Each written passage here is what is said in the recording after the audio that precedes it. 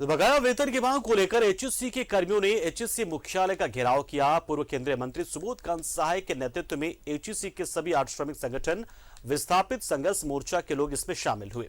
आंदोलनकारी को बकाया वेतन भुगतान और एचईसी को आर्थिक पैकेज दिलाने की मांग कर रहे हैं।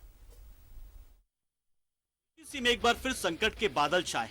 ये चर्चा जोर शोर से हो रही है कि एचईसी बंद हो जाएगा। 30 दिसंबर 1958 को पंडित नेहरू ने जिस एचईसी की आधारशिला रखी थी, उसी तारीख को आज उसी जगह एचईसी को बचाने की लड़ाई लड़ी जा रही है। पूर्व केंद्रीय मंत्री सुबोध कांत सहाय एक बार फिर एचईसी पर आए संकट को दूर करने के लिए सामने आए। सुबोध कांत सहाय ने कहा कि वित्तीय संकट का हवाला देकर एचईसी की स्थिति को खराब बताया जा रहा है, जिससे मजदूरों में रोष है।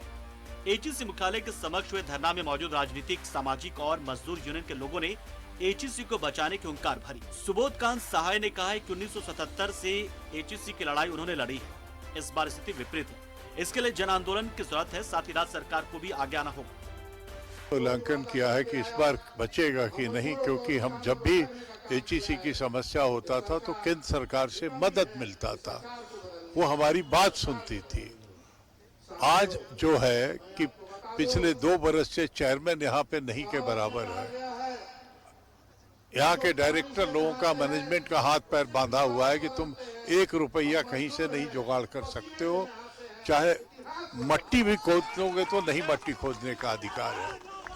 तीसरा ये है कि देखते देखते 8 महीने का वेतन हो गया, 15,000 20,000 रुपया कमाते हैं लोग। आप बताइए, ऐसे लोगों को 8 महीना से वेतन नहीं मिले तो आज कैसे वो जिंदा होगा। एचईसी मुख्यालय के सामने हुए धरना में विभिन्न राजनीतिक दल के नेता भी मौजूद थे। विधायक राजेश कच्छप के अलावा वाम दलों, आरजेडी, जेएमएम के लोगों की भी मौजूदगी नजर आई। तमाम दलों के नेताओं ने कहा कि हर हाल में एचईसी को बचाने की लड़ाई लड़ी जाएगी। साथ ही ये भी मांग की गई कि केंद्र सरकार से राज्य सरकार एचईसी का मालिकाना हक ले ले। बचा है, निश्चित तौर पर एचईसी भी बचेगा। अब देश बच रहा, जनता देश बचाने में लगे हुए, एचईसी भी बचेगा। कुछ नहीं, हमारे जो पैसे हैं, राज्य सरकार की जो पैसे हैं, हम तो मांग करना चाहते हैं कि राज्य सरकार से वो अपने इस अधीन में ले एचईसी को और केंद्र से मुक्ति दे।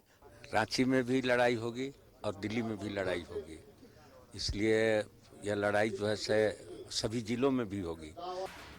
वहीं इस धरना में बड़ी संख्या में मजदूरों के साथ एचईसी यूनियन के नेताओं ने भी एचईसी को बचाने की लड़ाई साथ मिलकर लड़ने की बात कही। एचईसी से मान्यता प्राप्त हटिया प्रोजेक्ट वर्कर्स यूनियन के राणा संग्राम सिंह ने कहा कि उन्होंने एचईसी का स्वर्णिम दौर भी देखा है, लेकिन आज जो स्थिति है उससे मन दुखी है और अब आर पार की लड़ाई का वक्त है। समय के कुचक्र ने इसको खींचते खींचते इतना नीचे ढकेल दिया कि जो मशीनें वर्ल्ड में नामी हुआ करती थीं, इसकी बनाई हुई रचनाएं, वो आज बिलख रही हैं और हम लोग इनपुट के लिए तरस रहे हैं। आर्थिक तंगी से जूझ रहे एचईसी कर्मियों को फिलहाल ये बात समझ नहीं आ रही है कि उनका भविष्य क्या होगा।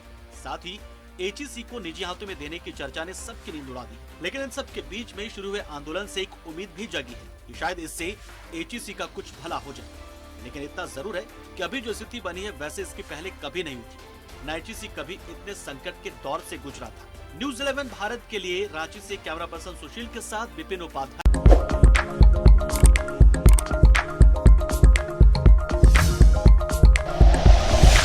Like and share videos, subscribe करें हमारा चैनल और प्रेस करें बेल आइकॉन। न्यूज़ 11 भारत, सच है तो दिखेगा।